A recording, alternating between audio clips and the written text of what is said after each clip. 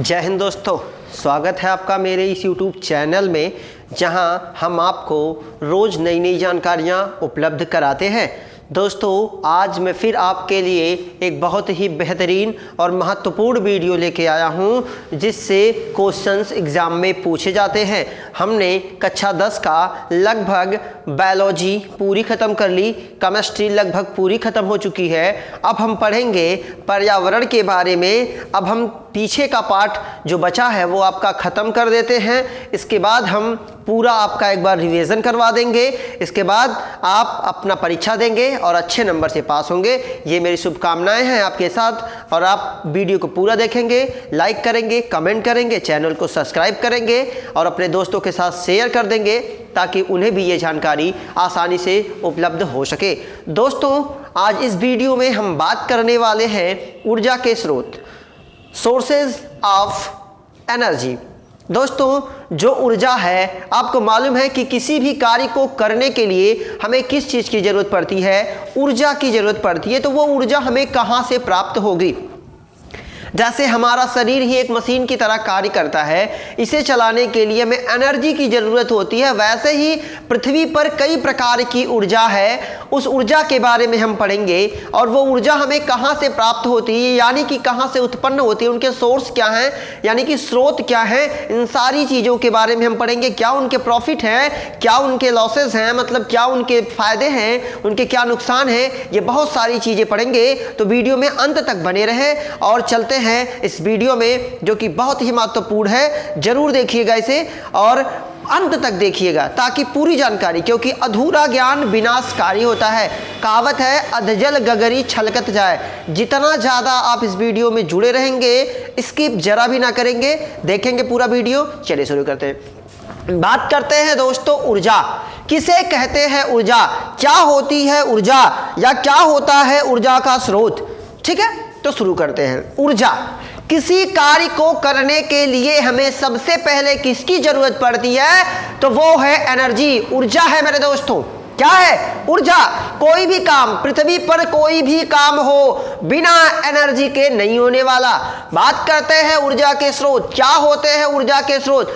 तो ऊर्जा का स्रोत वह होता है, इस पॉइंट से हम बना सकते हैं, ऊर्जा का स्रोत वह होता है जो आसानी से उपलब्ध हो जाए और कम समय में उपलब्ध हो जाए, ज़्यादा उसमें इन्वेस्ट ना करना पड़े, उसमें ज़्यादा पैसा या मूल्य ना लगाना पड़े, उसे ऊर्जा का स्रोत बोलते हैं। या यूँ कहे कि मान लेते हैं हमें 1 किलो एनर्जी या 1 जूल एनर्जी की ज़रूरत है, तो हमें 100 रुपये पड़ रहे हैं। अब हमें 2 जूल एनर्जी की ज़रूरत है, तो हमें 500 रुपये खर्चा करना पड़ जाए, तब तो ये सही नहीं है। ऊर्जा का स्रोत वह होता है जो कम समय में आसानी से हमें ऊर्जा उपलब्ध करा दे और लंबे समय तक चलने वाली ऊर्जा हमें उपलब्ध कराए, वो होता है ऊर्जा का स्रोत। मीन समझिए, मतलब समझिए कि जैसे मान लेते हैं किसी कार्य को करने के लिए मैं अपनी बात बताता हूं, किसी दूसरे व्यक्ति की बात करता हूं। मान लेते हैं लकड़ी को चीरने का काम है, या कोई दूसरा ही काम ले लीजिए, कोई भी काम ले लीजिए, खेती में है ना, निराई का काम है। तो मैं 2 रोटी खा के करता हूं और एक कोई व्यक्ति है वो 10 रोटी खा के करता है। तो आप सोचिए कि आप किसे पहले सेलेक्ट करेंगे, मुझे या उसे? जाहिर सी बात आप मुझे सेलेक्ट करेंगे, क्योंकि मैं कम समय में कम पैसे में आपके काम को कर रहा हूं, जबकि दूसरा व्यक्ति उसी काम को अधिक दाम में अधिक समय में कर रहा है। तो ऊर्जा का स्रोत वह होता है जो कम समय में सुलभ हो सके या प्रयोग में लाया जा सके, ज़्यादा मूल्य ना देना पड़े, आसानी से एक जगह से दूसरी जगह लेके जाया जा सके, उसे क्या बोलते हैं? ऊर्जा के स्रोत बोलते हैं मेरे दोस्तों। बात करते हैं ऊर्जा के स्रोत की विशेषता क्या होती है, कौन सा ऊर्जा का स्रोत सही होता है, क्या क्वालिटी होती है उनकी कि जिसे हम मानेंगे कि हाँ, यह ऊर्जा का स्रोत सही है। टॉपिक नंबर 1, पहला पॉइंट क्या है? समान मात्रा में अधिक कार्य करने में सक्षम। मतलब मानते हैं, समझिए बात को, कि समान मात्रा में अधिक कार्य करने में सक्षम, मतलब कम से कम खर्चा कर दें, कम से कम। जैसे मान लेते हैं आपकी बाइक है, उसमें 1 लीटर तेल आप डाल दें, तो मान लेते हैं आपकी बाइक 40 का एवरेज देती है, औसत देती है, तो समान मात्रा में वही 1 लीटर अगर आप कभी डालें तो वो अधिक कार्य कर दे, वो ज्यादा दूरी चल जाए, 80 किलोमीटर चल जाए, तो वो ऊर्जा का स्रोत सही है, वो सही है। तब इसका मतलब जहां से आपने पेट्रोल लिया वहां का पेट्रोल बहुत प्योर है। समान मात्रा में अधिक कार्य करने में अगर वो सक्षम है तो उसे हम ऊर्जा का स्रोत बोलेंगे। ये पहचान है अच्छे या एक सही ऊर्जा के स्रोत की कि समान मात्रा में वो अधिक कार्य को कर दे। दूसरा पॉइंट, सरलता से सुलभ हो सके। सरलता का मतलब जिसे आसानी से पाया जा सके। ये नहीं कि भाई लकड़ी लाना है खाना बनाने के लिए, 2 रोटी बनाने के लिए 15 रोटी से ज्यादा एनर्जी आप लगा दो।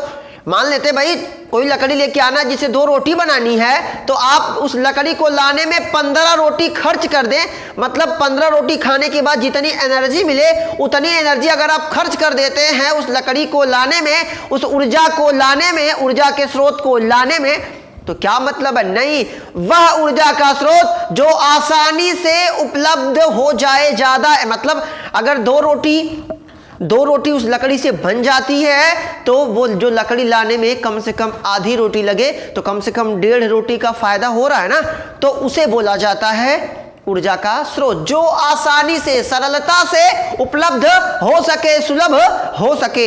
ये विशेषता हम बात कर रहे हैं कि इसके ऊर्जा के स्रोत के बारे में।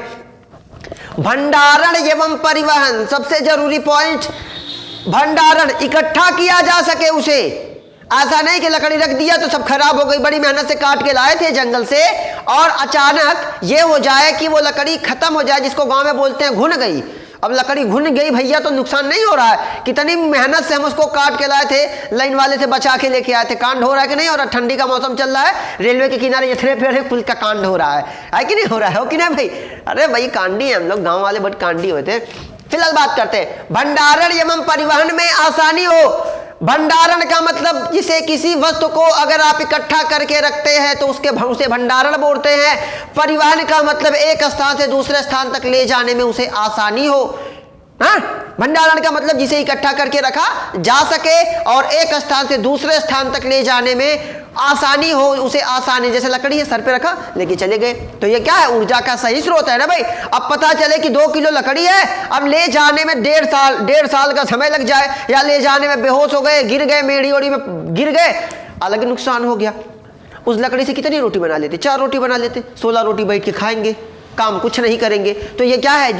जिसका भंडारण करने में और जिसके परिवहन में आसानी हो उसे हम बोलते हैं सही ऊर्जा का स्रोत। ये विशेषता है, जो ऊर्जा के स्रोत होंगे उनका भंडारण किया जा सकता है, उन्हें आसानी से लेके जाया जा सकता है, वो आसानी से उपलब्ध हो सकते हैं और कम कीमत पर, यानी कि समान मात्रा में अधिक कार्य करने में सक्षम हो। अभी हम पढ़ रहे हैं ऊर्जा की विशेषता के बारे में। बात करते हैं कीमत बहुत अधिक नहीं होनी चाहिए। अभी आप देख रहे हैं ना कि काफी तेजी से कीमतें बढ़ रही हैं सिलेंडर की। अब जब ये गैस का सिलेंडर जिसकी कीमत बहुत अधिक हो गई, अब बताइए कौन गैस पे खाना बनाएगा?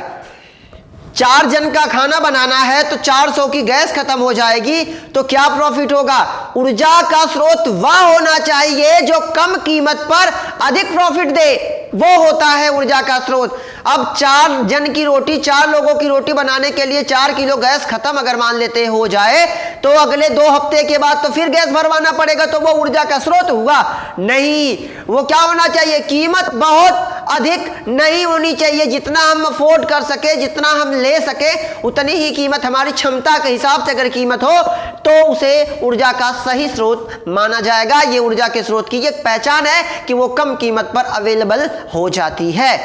आगे बात करते हैं ऊर्जा के परंपरागत स्रोत।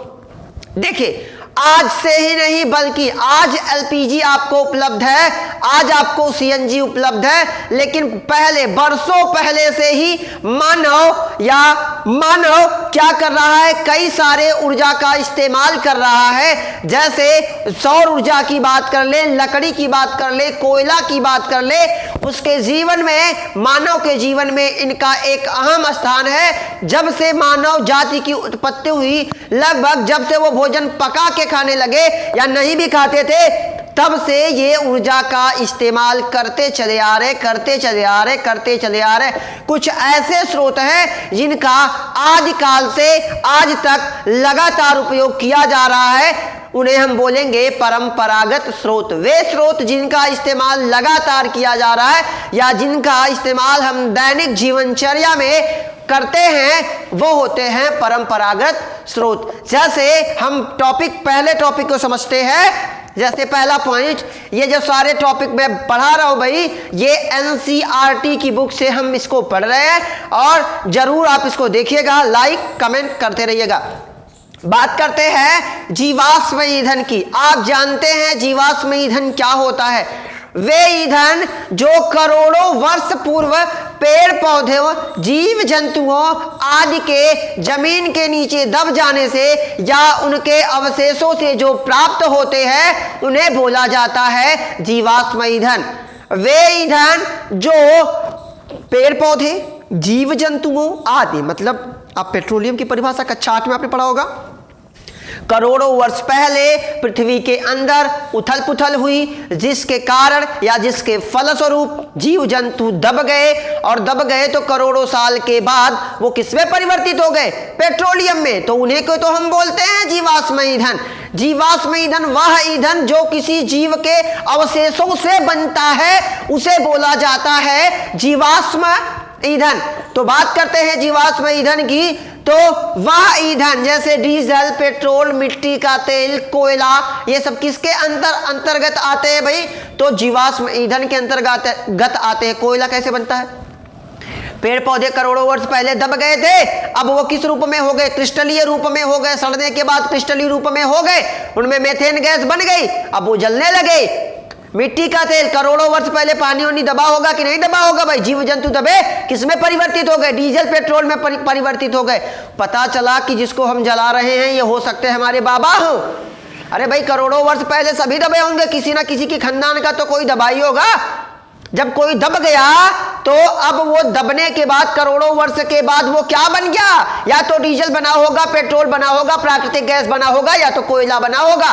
तो कोयला, इसीलिए इन्हें जीवाश्म ईंधन बोला जाता है। जीवों के अवशेषों से जो ईंधन बनता है उसे बोला जाता है जीवाश्म ईंधन। वह ईंधन जो जीवों के पृथ्वी के अंदर दब जाने के फलस्वरूप बनते हैं, उन्हें बोला जाता है जीवाश्म ईंधन, जिसके अंतर्गत डीजल, पेट्रोल, मिट्टी का तेल, कोयला, प्राकृतिक गैसें आदि आती है।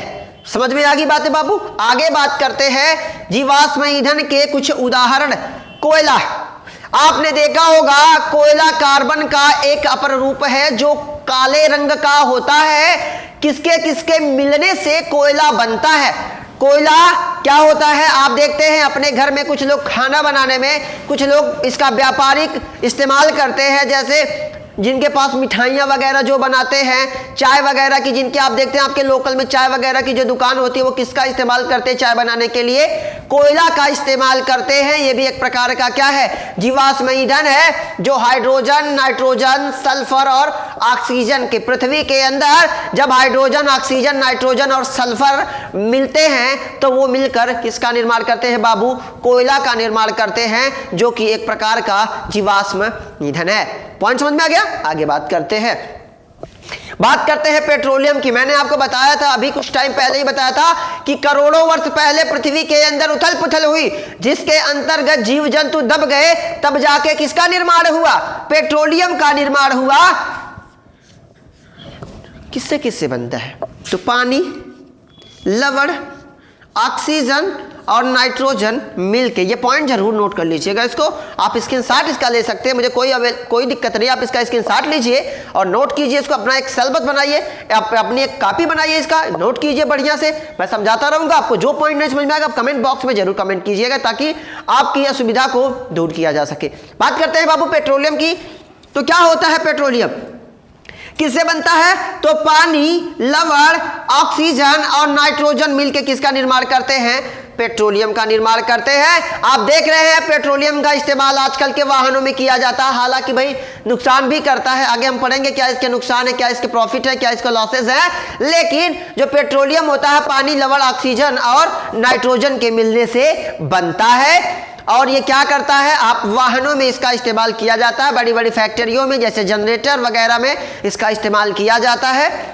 आगे बात करते हैं प्राकृतिक गैस। प्राकृतिक गैस क्या होती है? आप जानते हैं, मैंने आपको बताया ना कि जब करोड़ों वर्ष पहले उथल पुथल हुई तो ये जीवाश्म ईंधन के अंतर्गत ही प्राकृतिक गैस भी आती है, जैसे सीएनजी जिसे आप बोलते हैं सीएनजी। आप देखते हैं बड़े बड़े वाहन आजकल हर सरकार यही योजना ला रही भाई। देखिए क्या होता है ना, जो प्राकृतिक गैसें होती हैं ये ज़्यादा नुकसान नहीं करती, ये पर्यावरण को ज़्यादा प्रदूषित नहीं करती, ये प्रदूषक नहीं होते। ये क्या करते हैं, ये काम तो उतना ही करते हैं, मैंने आपको बताया ना कि समान मात्रा में अधिक कार्य तो उतना ही करते हैं। लेकिन जिस प्रकार से कोयला पेट्रोलियम वातावरण में नुकसान पहुंचाते हैं, वातावरण के प्रदूषक होते हैं, लेकिन उनके मुकाबले जो प्राकृतिक गैस होती है, जो सीएनजी जिसका फुल फॉर्म होता है कंप्रेस्ड नेचुरल गैस, ये क्या करती है, आप देखते हैं ना दिल्ली में कर दी गई है ये योजना, लागू कर दी गई है। कई सारी बसें छोड़ दी गई हैं जो किससे चलती हैं, प्राकृतिक गैस से चलती हैं। क्यों? आज देख रहे हैं ना आजकल जो ऑटो, जो 3 व्हीलर आ रहे हैं वो किससे चल रहे हैं, वो सीएनजी से चल रहे हैं। क्यों चल रहे हैं? क्योंकि ये जो सीएनजी है ये वातावरण में नुकसान नहीं करती, ये ज्यादा कार्बन डाइऑक्साइड नहीं छोड़ती, जिसकी वजह से पर्यावरण को बचाया भी जा सकता है। वाहन भी चल रहे हैं, पर्यावरण भी बच रहा है, दोनों बच रहे हैं, बाय 1 गेट 1 फ्री। तो वो सीएनजी इसका इस्तेमाल करना चाहिए, हालांकि हर सरकार को करना चाहिए। ये जो आपके देखते हैं हमारे यहाँ का एक सिस्टम है भाई, अगर आपके पास गाड़ी है, आपकी गाड़ी बहुत ज्यादा धुआं दे रही है, सपोज दैट गाड़ी बहुत ज्यादा धुआं दे रही है, तो हमारे यहाँ एक प्रदूषण का कागज बनता है, 100 रुपए में बन जाता है। 100 रुपए में बन जाएगा तो अब आपकी गाड़ी, वही गाड़ी धुआं नहीं देगी, वो क्या देगी, अब वो ऑक्सीजन देने लगेगी। गाड़ी सेम है, कोई दिक्कत नहीं, केवल कागज बनवा लीजिए। ये सिस्टम है, सिस्टम में थोड़ा सा परिवर्तन लाना चाहिए, उस गाड़ी को बैन कर देना चाहिए। हालांकि सब लोगों के पास ये व्यवस्था नहीं होती कि नई गाड़ी ले लेते हैं। अगर कोई गरीब होता है तो उसे बोल दीजिए भैया ये गाड़ी इसको बनवा लीजिए, या तो इसे कुछ टाइम दे दीजिए, उसे कितने दिन के बाद आपकी गाड़ी सीज कर दी जाएगी, आप इसे रोड पे नहीं चला सकते। ये व्यवस्था कर सकते हैं, लेकिन क्या है हमारे यहाँ नहीं ऐसा होता। ऐसा नहीं होता 100 रुपए का कागज बनवाइए अब चलाइए। कैसे भाई? सिस्टम, सोच बदलिए, सोच बदलेंगे तो देश बदलेगा। हमारे जो प्रधानमंत्री जी है वो चिल्लाते तो इतना है, चिल्लाते हैं, लेकिन किसी के ऊपर कोई असर होता है भाई? एक व्यक्ति परिवर्तन नहीं ला सकता जब तक कि जन जन के दिमाग में ये बात नहीं आएगी कि हमें हमारे देश को बचाना है, पर्यावरण को बचाना है। जब तक हर व्यक्ति के दिल में ये बात नहीं आएगी, परिवर्तन कतई नहीं होने वाला। समझ रहे हैं ना?